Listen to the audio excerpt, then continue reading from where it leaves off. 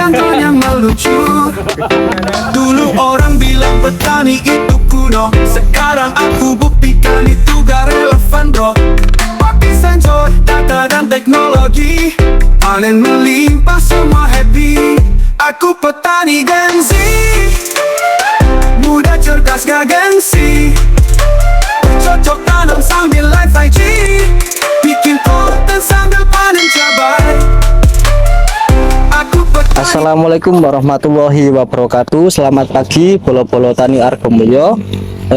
Pada video kali ini kita akan membahas, ini kita sedang melakukan lagi proses olah lahan. Jadi yang sebelumnya tanaman kita sudah ditanami, yang kemarin tanam dipa dengan skala atau luas lahan sekitar 1.500 meter, kemudian dengan populasi sekitar 2.200 tanaman. Untuk kali ini untuk bedengan kita kurangi, jadi yang kemarin itu bedengannya 3, kita jadikan 2. Jadi belajar dari kemarin, karena di bulan-bulan seperti Desember, November, Januari itu untuk tanaman kita terserang banjir, maka dari itu untuk mengantisipasinya dari segi bedengannya kita besarkan dan juga kita tinggikan. Ini untuk plastik yang akan kita gunakan, yaitu nanti ukurannya 160 cm untuk jarak tanam di 70 kali 50 cm. Nanti kita tengahnya juga dikasih. Kemudian seperti ini bentuk bedengannya.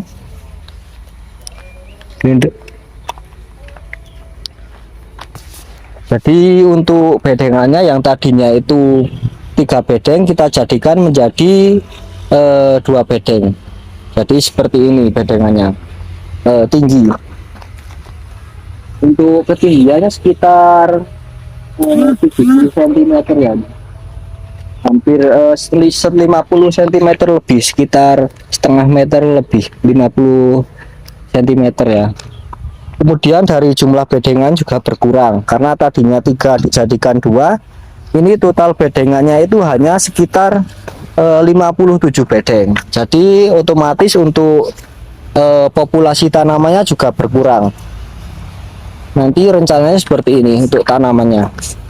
Jadi ini kan ukuran bedengannya sekitar 2 meter. Nantinya untuk jarak tanam paling di sini kita ambil 50 kali 50. Kemudian nanti di tengah kita akan tanam juga. Jadi estimasi yang saya perhitungkan itu untuk populasinya itu sekitar di 2000 tanaman. Ini rencananya kita mau tanam yang tafi, karena yang kemarin kita udah tanam toleran virus di daerah endemik virus Gemini. Untuk kali ini karena kita kemarin itu lahannya terserang banjir, kita penasaran, kita akan mencoba spekulasi dengan lahan yang kondisi tanahnya lincat, kemudian untuk kadar airnya banyak. Kita coba untuk melakukan penanaman menggunakan benih tafi. Besok rencananya kayaknya akan menggunakan benih OR tafi dari Halvanero. Jadi kita estimasi nanti dari hasil kemarin yang toleran virus itu dengan luas lahan 1.500 tanaman itu kemarin dapat omset sekitar 70 juta. Jadi untuk keuntungan bersih dikurangi dengan biaya produksi itu kemarin kita dapat 45 juta. Kemudian untuk yang bulan ini rencananya di bulan Juli akhir atau di Agustus awal kita melakukan penanaman dengan luas lahan yang sama. Kemudian kita akan menggunakan benih yang berbeda. Nanti kita akan lihat untuk petikannya lebih banyak yang mana, kemudian juga dari omset dan juga pendapatan bersih lebih menguntungkan yang mana. Jadi untuk bolo-bolo nanti bisa memperhitungkan antara mau tanam yang tafi kemudian atau mau tanam yang toleran. Yang jelas kalau dari segi harga itu yang toleran lebih mahal untuk harganya, bisa selisih 3.000 sampai 5.000. Tapi ketika tanam tafi itu menang di jumlah petikan. Semisal 1 minggu itu 2 kali petik, tapi untuk yang tanaman toleran itu biasanya 1 kali petik, karena untuk petiknya paling 5 hari sampai 7 hari. Kemudian kita nanti akan review juga untuk terkait pupuk dasar yang akan kita gunakan, yaitu kita menggunakan dolomit, menggunakan vertipos, dan juga kita menggunakan pupuk kohe atau kohe giling. Nanti kita akan review di sana untuk pupuk dasarnya. Jadi untuk pupuk dasar yang kita gunakan seperti ini, ada dolomit, kemudian ada kohe giling, dan juga ada vertipos. Untuk kebutuhannya sendiri, untuk dolomit kita menggunakan 20 sak. Ini kemasan 20 kilo, jadinya ini berarti sekitar 400 kilo atau 4 kuintal ya untuk kebutuhan dolomitnya, karena kondisi tanahnya itu sedikit lembab, jadinya untuk dolomitnya kita perbanyak jadi 20 sak. Kemudian untuk pupuk organiknya kita menggunakan kohe giling. Ini terbuat dari kotoran hewan ayam, jadi udah digiling. Untuk bentuknya seperti ini, udah lembut. Jadi untuk pupuknya sudah terfermentasi dengan baik, jadinya untuk pupuknya aman digunakan. Walaupun ini pupuk ayam, tapi kalau udah kondisinya seperti ini, udah adem, udah nggak panas lagi, bisa digunakan sebagai pupuk dasar. Ini untuk kohe giling, cap badannya kita menggunakan 7 sak untuk kebutuhan sekitar 1.500 meter persegi untuk luas lahannya. Kemudian kita juga menggunakan vertipos. Ini kita menggunakan vertipos hijau, kebutuhannya hanya sekitar 2 sak saja, karena untuk pupuk dasar kita memang selalu menyarankan untuk menggunakan fosfat. Jadi untuk fosfat sendiri, seperti yang sudah saya jelaskan sebelumnya, itu dapat membantu dalam proses pertumbuhan, kemudian pertumbuhan akar, batang maupun di pembungaan. Jadi untuk pupuk dasar memang kita selalu menggunakan fosfat. Kebetulan untuk kali ini kita menggunakan fosfat, menggunakan vertipos hijaunya. Di sini ada kalium, kemudian ada magnesiumnya, sudah komplit. Jadi ketika nanti tanaman sudah memasuki fase generatif, untuk kebutuhan fosfat dan juga kalsiumnya juga tercukupi, sudah tercukupi. Jadi ini nanti rencananya untuk pupuk dasar kita akan aplikasikan di tengah sini dengan cara disebar. Ini nanti kita buat tempat untuk pupuknya 2 baris, kemudian nanti untuk tanamannya di sini, kemudian di tengah juga. Jadi untuk pupuk dasarnya di pinggir-pinggir sini ada 2. Nah, nanti ketika tanaman sudah besar, yang ini sama yang tengah itu bisa harapannya bisa makan pupuk dasar ini yang di sini.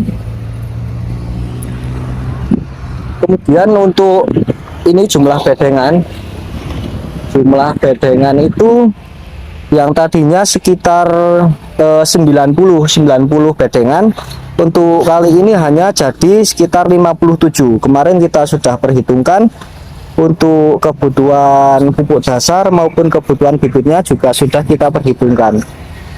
Jadinya terutama yang bedengan yang di pinggir jalan ini biasanya rawan banjir, karena untuk air, nah air dari ini parit yang sini itu biasanya masuk ke dalam, karena dari ketinggian antara lahan dan juga dari paritnya itu biasanya kalau hujan itu lebih tinggi di paritnya, jadi untuk airnya masuk. Makanya kemarin kita mengantisipasi juga itu. Nah, ini kita pasang paralon untuk musim penghujan. Biasanya kita buka, jadi ini paralonnya ada 2 ukuran 4 dim, kita langsung salurkan ke parit yang sebelah situ, karena ketika ini sumbang jadinya airnya masuk ke sini, kemudian itu yang bisa menyebabkan busuk batang. Karena untuk yang kemarin itu jadi posisi air itu sampai segini, makanya untuk yang bedengan yang sebelah jalan ini banyak yang terserang layu fusarium dan juga busuk batang. Maka dari itu kita mengantisipasi untuk kali ini, untuk bedengannya kita tinggikan dan juga jarak tanamnya kita naikkan, nanti supaya tanamannya itu lebih aman dari serangan busuk batang maupun dari layu fusarium. Karena untuk kali ini kita akan eksperimen, yaitu menggunakan bibit jenis tahwi atau tahan virus yang relatifnya itu dari tahwi sendiri biasanya lebih rawan terhadap serangan antraknosa maupun dari serangan busuk batang dan juga layu fusarium. Pokoknya kalau yang jenis tahwi itu musuhnya di jamur dan juga bakteri. Kalau untuk tanaman yang toleran virus itu musuhnya di hama, atau lebih kita fokuskan ke perolingan inseknya. Lahan seluas ini hanya 2 orang, jadi kita menargetkan itu di bulan depan atau bulan Agustus itu kita sudah melakukan penanaman. Jadi untuk kali ini dikerjakan 4 orang, ini hanya dalam waktu 4 hari. Jadi kemarin mulai hari Minggu, sekarang Minggu, Senin, Selasa, Rabu. Kemarin sudah selesai proses penyangkulannya seperti ini. Kemudian untuk hari ini rencananya akan penaburan pupuk dasar. Kemudian kalau nanti pupuk dasarnya sudah selesai, nanti untuk bedengannya ini kan masih bedengan setengah jadi. Nah, untuk bedengannya kita nanti perhalus, dicacah, kemudian nanti dihaluskan dan dipasang plastik. Untuk plastiknya kita menggunakan yang 160 cm atau 1,6 meter. Nantinya kalau plastiknya itu bisa lebar, itu tujuannya jadi plastiknya bisa sampai sini, karena ini bedengannya kan 2 meter, nanti plastiknya sampai sini. Jadi untuk rumputnya itu tidak mengganggu proses pertumbuhan tanaman. Jadi, nah itu ada Mas Walianto, ada Pak Pardi juga yang membantu proses olah lahan untuk kali ini.